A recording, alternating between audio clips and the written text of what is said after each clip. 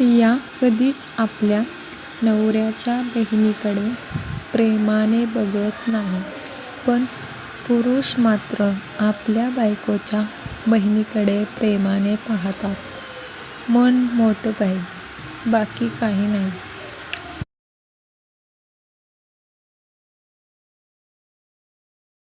ऊन जास्त असल्यावर शक्यतो मुलींनी घराबाहेर पडू नये.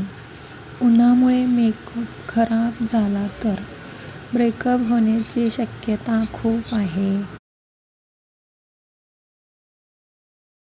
कमी उंचीच्या पोरींसोबत कधीही पंगा घ्यायचा नाही. कधी खाली वाकून खालचा दगड घेऊन मारेल काय सांगता येणार नाही. बायको सावळी असली तरी चालेल, पण खिशाला परवडणारी असावी. कारण बचेगा मनी तो भिजेगा धनी. जर तुम्ही एखाद्या मुलीचा मोबाईल घेतला तर त्यात इतर ॲपपेक्षा कॅमेरा फिल्टरचे ॲप खूप दिसतील. उन्हाळ्यात कितीही उसाचा रस आणि पुदिना, आंब्याचे पन्हे, दह्याचे सेवन केले तरी बायको शांत असली तर अंगाला जाम घाम सुटतो. अधिक महिना म्हणजे काय?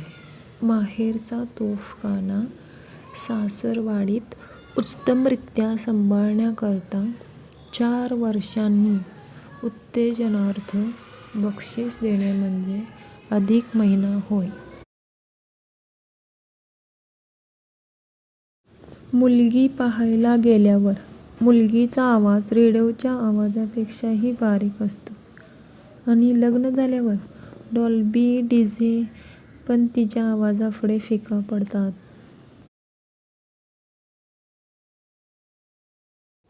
बायको गरीब परिस्थितीत संसार करू शकते, वाईट परिस्थितीत संसार करू शकते, पण भांडल्याशिवाय संसार करू शकत नाही. लग्न झाल्यावर बायकोचं प्रेम 100%, एक मूल झाल्यावर 50%, दुसरं मूल झाल्यावर 35%. काठावर पास झाल्यासारखं जीवन जगावं लागतं. वाघ बकरी चहा एकट्याने बसून पिला तर वाघाची फिलिंग येते आणि बायकोसोबत पिल्यामुळे बकरीची फिलिंग येते. बायको: अहो मी काय काय सांभाळू? तुम्हाला सांभाळू का तुमच्या आई वडिलांना सांभाळू का मुलांना सांभाळू? नवरा: तू शांत राहा, तू काही सांभाळू नको, तू फक्त तुझी जीभ सांभाळ. नवरा: खूप उदास असतेस, काही बरं वाटत नाही का?